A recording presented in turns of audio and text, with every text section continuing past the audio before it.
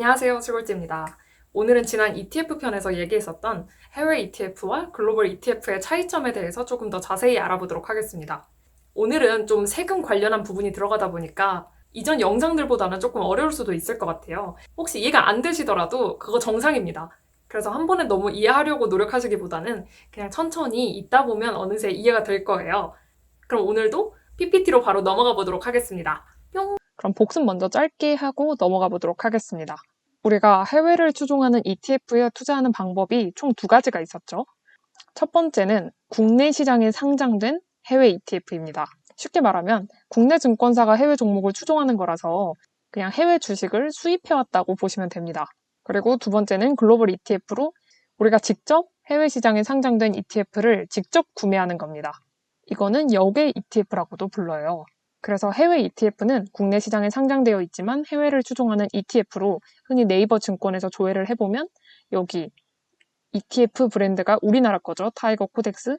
그리고 글자들이 다 한글이에요. 글자에 한글이 있다. 그러면 뭐 차이나가 붙든 미국이 붙든 무조건 해외 ETF입니다. 왜냐하면 글로벌 ETF는 다 영어거든요. 그래서 쉽게 보면 증권 앱에서 이 ETF의 이름이 전부 다 영어다. 그러면 글로벌 ETF고요. 좀 한글이 조금이라도 섞여 있다. 그러면 국내에 상장된 해외 ETF입니다.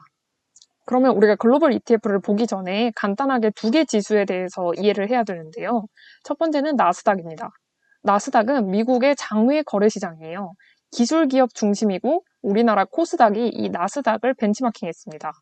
그냥 쉽게 말하면 코스닥이라고 생각하시면 돼요. 다만 미국 같은 경우는 기업들이 워낙 크다 보니까 애플, 아마존, 테슬라 이런 기업들이 있고요. 그리고 또 S&P 500 지수라고 있는데 이거는 뉴욕 증권거래소에서 거래되는 스탠다드 푸어스라는 신용평가 회사가 나스닥이랑 뉴욕 증시에 상장된 기업 중 500개 종목을 선정하여 산출한 주가 지수입니다. 그래서 S&P 500은 여기 나스닥이랑 뉴욕 증시에 상장된 기업 중 500개 종목이다 보니까 나스닥이랑도 겹칩니다. 예를 들어서 애플, 아마존, 테슬라는 기술 기업 중심이죠. 그래서 나스닥에 속하는 기업인데 S&P 500이 나스닥에 상장된 기업 중 500개 상위 종목이니까 이런 기업들은 나스닥에도 속하고 S&P 500에도 속하겠죠. 그래서 이런 것들이 두 개 다 속하는 거고 버크셔 해서웨이나 존슨앤존슨, 디즈니 이런 것은 상대적으로 비기술 기업이죠. 그래서 S&P 500에만 속합니다. 그래서 이 지수 두 개를 왜 봐야 되냐면 우리나라는 지수 중에 코스피 200이나 코스닥 150 이런 걸 추종하죠. 근데 미국은 나스닥이나 S&P 지수를 많이 추종을 해요. 예를 들면 여기 S&P 500 ETF, S&P 500 ETF, S&P 500 ETF 이런 게 나스닥이에요. 그러다 보니 이 두 개가 글로벌 ETF에서 대표적인 지수입니다. 그러면 수수료 비교로 넘어가 보도록 하겠습니다.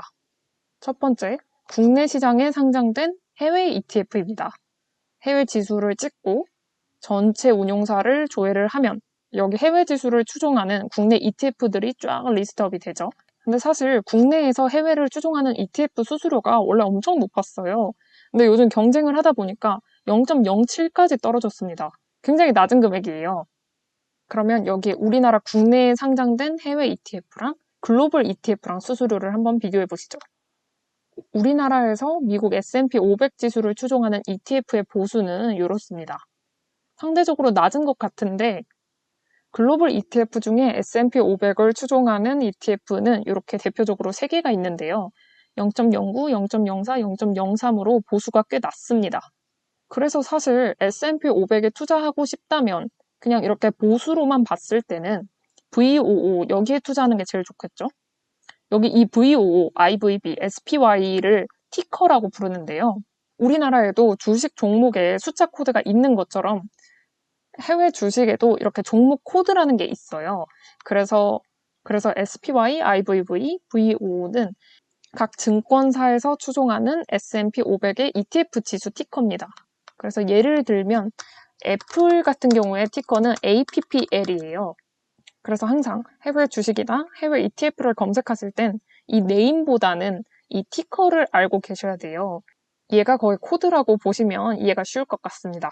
그러면 한번 국내 상장된 ETF랑 해외 ETF랑 보유 종목을 한번 봐볼까요? 아무래도 같은 지수를 추종하다 보니까 거의 같겠죠? 이거는 미래에셋자산의 타이거 미국 S&P 500 지수예요. 종목이 되게 여러 개 있는데 제가 딱 5개만 따왔어요. 근데 보유 종목은 다 똑같습니다. S&P 500을 같이 추종하는 거니까요. 그래서 비중도 서로 비슷비슷해요. 그래서 보수로만 봤을 때는 그냥 여기 VOO에 투자하는 게 낫겠죠? 이게 제일 낮으니까요. 근데 제가 예전에 증권사 선택 영상에서도 말씀드렸다시피 수수료 가지고 결정을 하시면 안 됩니다. 왜냐면 이 0.07과 0.03의 차이는 1,000만 원 기준으로 몇천 원 차이밖에 안 나요. 내 투자 금액이 1,000만 원이다. 곱하기 0.07% 하면 7,000원입니다. 그러면 이 0.03은 3,000원이겠죠, 수수료가? 그럼 4,000원 차이예요. 근데 일반적으로 우리가 이 1,000만 원을 해외 주식에 투자하려면 환율 수수료가 붙죠. 근데 환율 수수료는 예전 영상에서 다뤘다시피 1,000만 원이 거의 9,700 얼마였어요. 그러다 보니 투자 금액이 1,000만 원 미만이라면 환율 수수료를 고려해서라도 그냥 국내 ETF를 하는 게 낫겠죠? 그럼 이거 말고 더 여러 개를 한번 봐보시죠. 앞에서 말한 여러 팩터들을 이렇게 정리를 해봤어요. 일단 해외 ETF는 한국 시장에 상장된 해외를 추종하는 ETF고 글로벌 ETF는 해외에 있는 거다. 그래서 거래 시간은 한국 주식 시간을 따르고요.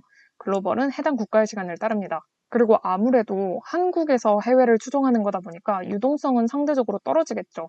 왜냐면 해외 거다 보니까 각자 나라 사람들은 각자 나라 주식을 투자하잖아요. 그래서 우리나라에서 해외를 추종하는 거는 상대적으로 유동성이 떨어지죠. 하지만 그에 비해서 미국에서 미국 ETF는 유동성이 아주 높겠죠. 그리고 환전 및 수수료는 우리나라 거는 환전이 필요 없으니까 수수료를 딱히 생각할 필요가 없죠. 근데 글로벌 ETF는 환전을 해야 되는데 우리 지난 증권사 영상에서 보셨듯 키움이나 삼성증권 그리고 다른 증권사들도 거의 환전 우대가 95%까지 돼요. 그래서 오퍼라고 치겠습니다.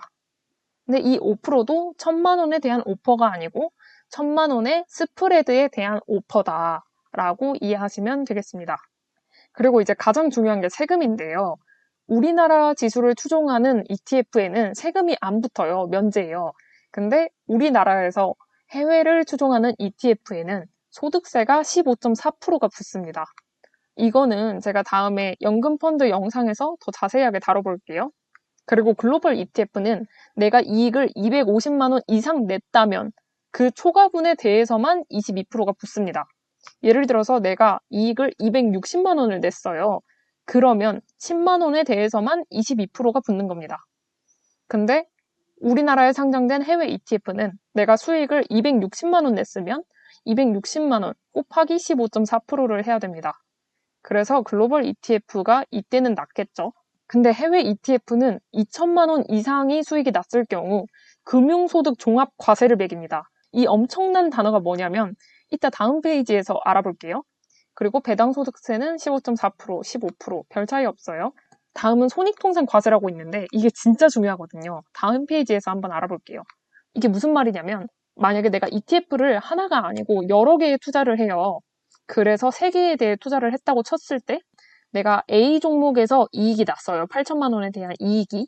그러면 내가 다른 종목에서 손실을 봤더라도 여기 이익에 대해서 전부 세금을 내야 됩니다. 근데 글로벌 ETF는 이걸 다 더하고 빼줘요. 8천만 원 빼기 4천만 원 빼기 3,750만 원 해서 실제 내 전체 손익은 250만 원 이익이 났잖아요. 그럼 이거에 대해서만 세금을 매기는 겁니다. 그래서 국내 상장 ETF는 8천만 원 이익이 났으니까 이거에 대해서 전부 세금을 매겨요.